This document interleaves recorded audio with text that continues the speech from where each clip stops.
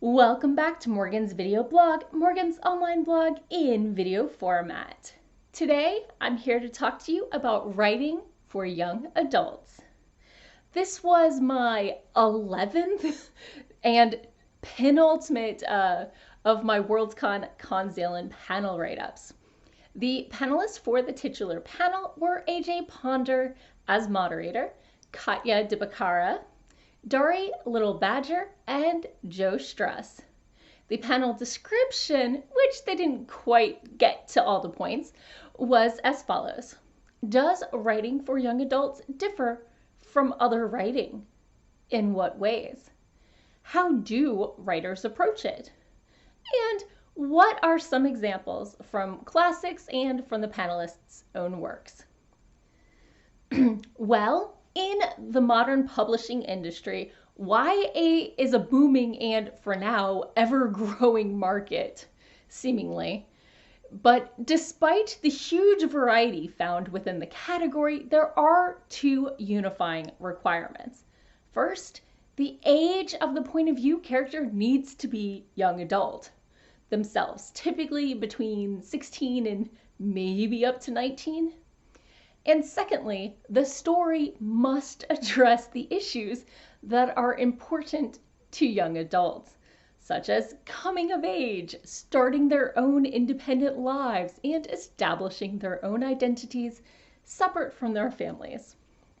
So while these themes can and have been explored in adult literature, those characters are often dealing with the aftermath of the decisions they made as young adults and the shape of the lives that those earlier decisions created.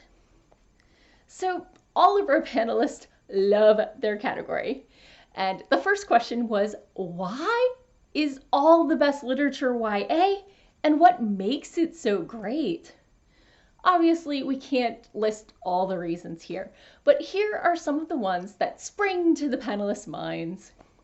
Firstly, YA literature is targeted towards teens as they're growing and changing, and that means it can be a real formative part of their growth. And so nostalgia brings us back to YA literature over and over.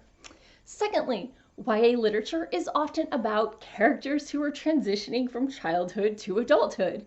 And that sort of growth makes for good stories, because stories are always about change, and that's a period of our lives where we all have a lot of change. Thirdly, it has a great amount of variety and diversity. Fourth, there's a lot of space for experimentation in YA. The genre expectations are far less strict, and you can also delve into graphic novels or horror stories within stories, or epistolary stories, which are more about texting than newspaper clippings these days. The fifth way YA is awesome is that the books can help model ways of handling things that teens are actually going through in a way that's removed enough not to be traumatic and story-like enough not to be preachy. It can deal with topical matters, trauma, depression, anxiety, and more. Sixth, the popular dystopian YA shows that a single individual can stand up to a huge authority and make a difference. And that's just empowering for all of us. So if you're writing YA, what are the limits on cursing, sex, gore, violence, etc.? Well, the limits are continually evolving. It used to be you couldn't use the F word, and then you could use it once per story. As for the rest, it can be there as long as it's there for a story reason, not just shock value or titillation or for gore's sake itself.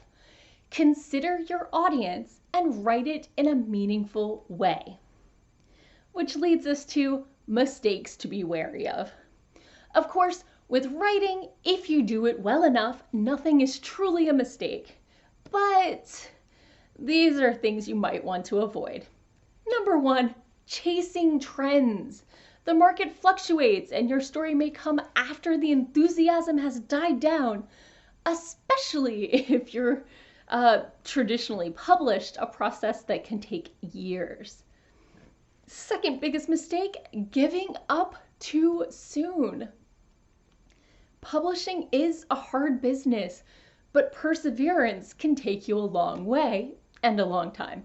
Maybe your road to success is your 5th manuscript, or your 200th agent query, or your 12th rewrite, or self-publishing.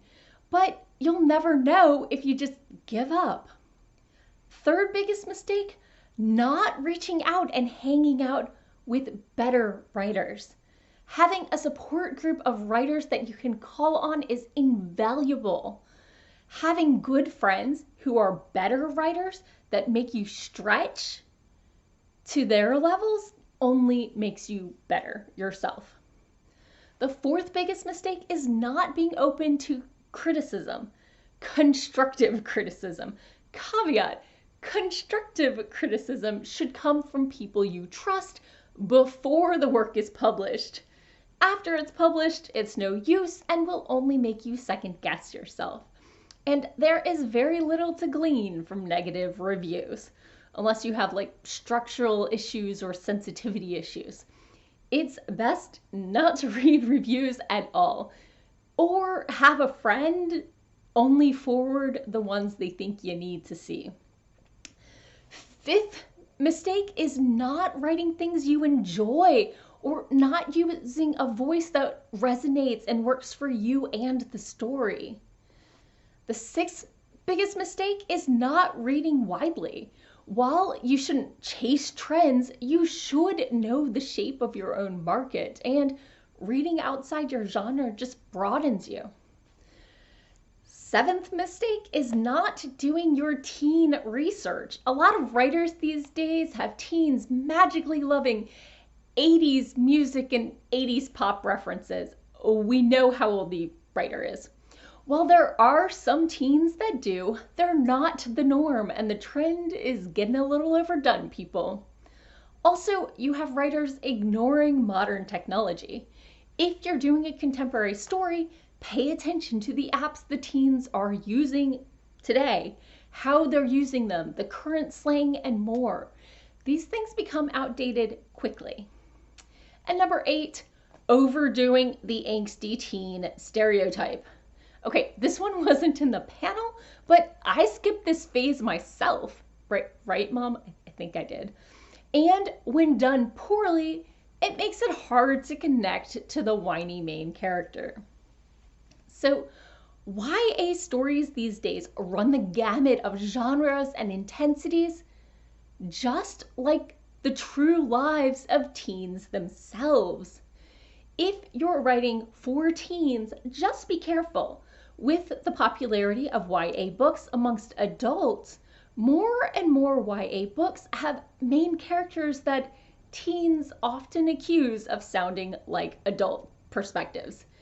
Keep the teen perspective in mind and write for your intended audience, or age up your characters and just write an adult novel. So let me know, do you enjoy YA novels? What are your favorites? If you're a writer, have you written a YA novel? And what did you find to be your biggest struggles? Let me know in the comments below. As always, I'll be back again next week with my final Conceal panel write-up 4 months later. If you're doing NaNoWriMo, check me out. I'll be writing Sunday afternoons. I live stream, and it's great to see you all. So have a great week, and I'll see you next Thursday. Bye-bye.